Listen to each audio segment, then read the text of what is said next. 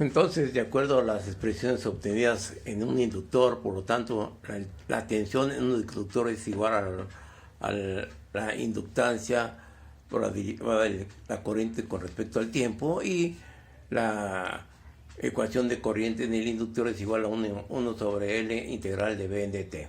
Por lo tanto, vamos a ver ahora la conexión de los inductores en serie. Tenemos estos dos inductores en serie, donde tenemos que en un circuito serie la corriente total es igual a la corriente 1 igual a la corriente en la bobina 2, y que el voltaje total es igual al voltaje 1 más el voltaje en la inductancia 2. Por lo tanto, llegamos a las expresiones de tensión, donde la tensión es igual a L total de I dt, que es igual a L1 diferencial de la corriente con respecto al tiempo, y así sucesivamente con la inductancia 2, como las características de las diferenciales de corriente son las mismas. Por lo tanto, la ecuación para la inductancia total de un circuito en serie es igual a la suma de las inductancias que forman al circuito, o sea, L1 más L2.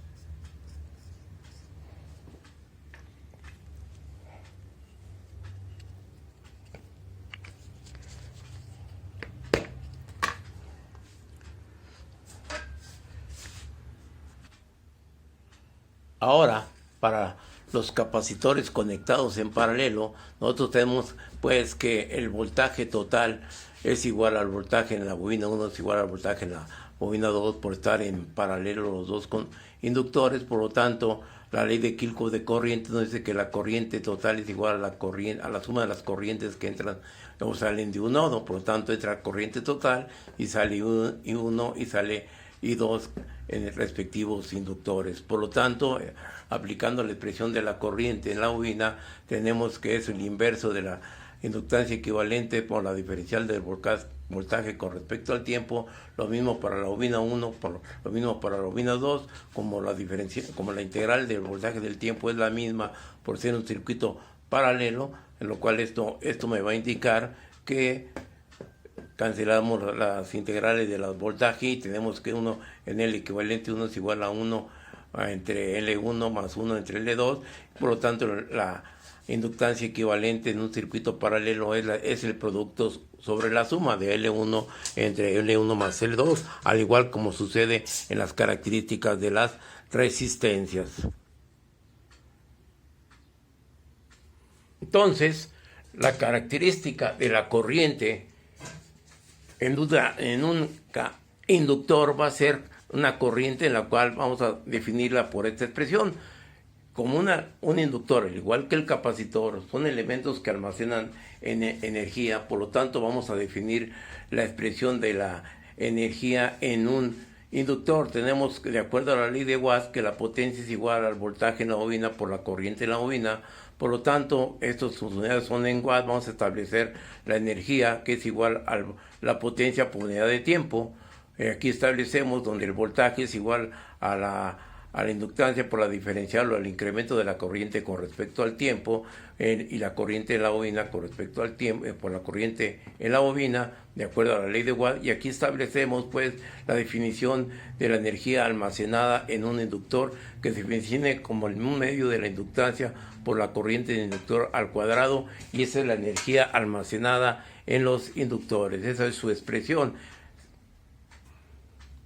Ahora vamos a establecer las características de un inductor cuando está conectado a una excitación del tipo senoidal, sea el circuito mostrado en la figura, con una fuente de tensión de corriente alterna, donde su función es voltaje máximo seno de omega t. Por lo tanto, cuando cerremos el interruptor o el switch, ¿qué es lo que va a suceder? Va a aparecer una corriente en el inductor, por lo tanto va a estar definida de acuerdo a la siguiente expresión, que la corriente es igual a 1 en L integral del voltaje por la diferencial del tiempo. Por lo tanto, sustituyendo la función de la tensión, tenemos que es el voltaje máximo seno de omega t en dt. Integrando esa ecuación, sacamos el término constante de voltaje y vamos a tener que la integral del seno de omega t es el menos coseno de omega t sobre B máxima sobre W, donde tenemos que esta W es la ley de Ohm, que es la I máxima, o el voltaje máximo sobre la oposición. La oposición en este caso es conocido como una reactancia inductiva y se define con esta expresión, que es igual a WL o es igual a 2pi FL. Ahí estamos estableciendo pues que la característica de corriente con respecto al voltaje se va a encontrar desplazada también un ángulo de menos coseno del ángulo, o sea, una onda cosenoidal. Vamos a definir y a bosquejar la gráfica. Ahora, de acuerdo a las características de estas dos expresiones, vamos a observar nosotros que gráficamente el voltaje y la corriente van a estar representados de la siguiente manera. Como es un inductor, la característica, de acuerdo a la expresión, la característica creciente de esta gráfica corresponde a la gráfica de corriente, y la gráfica decreciente va a corresponder a la gráfica de tensión.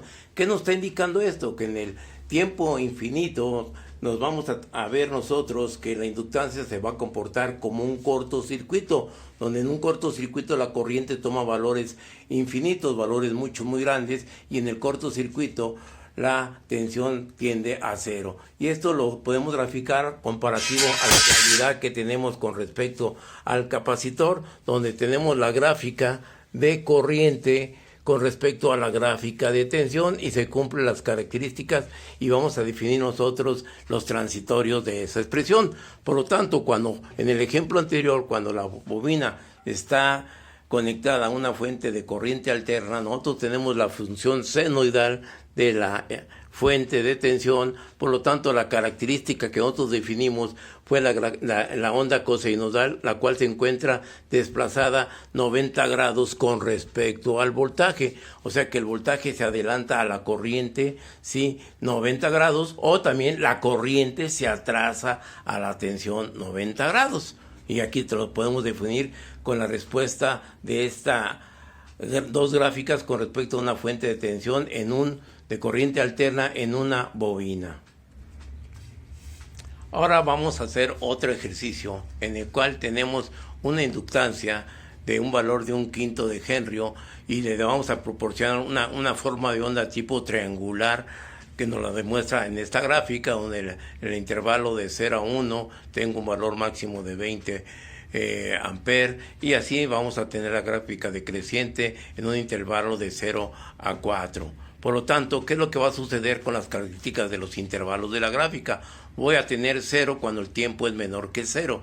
Voy a tener 20t, que es la pendiente t, ¿sí?, de la gráfica triangular, y va a ser que 20t para el intervalo de 0, t menor que 1, y para el intervalo que va de 1 menos 3, es esta pendiente que va desde el valor más 20 al valor menos 20. Por lo tanto, nuestra función va a estar definida como menos 20t más 40, para el intervalo de 0 menor que t menor que 3. Y para el intervalo de las características de 40 tenemos el tiempo para el intervalo, de t menor, para 3 menor que t menor que 4, tendremos un intervalo definido por la expresión de 20t, que es la pendiente, menos los 80, que son 20 y 40. Por lo tanto, tenemos que las gráficas, ya en este aspecto para la tensión, tenemos que es esta expresión donde tenemos definido, pues de acuerdo a la expresión, la definimos por este lado, que es el voltaje 1/5 de 0, es 0, por lo tanto va a empezar con 0 volt.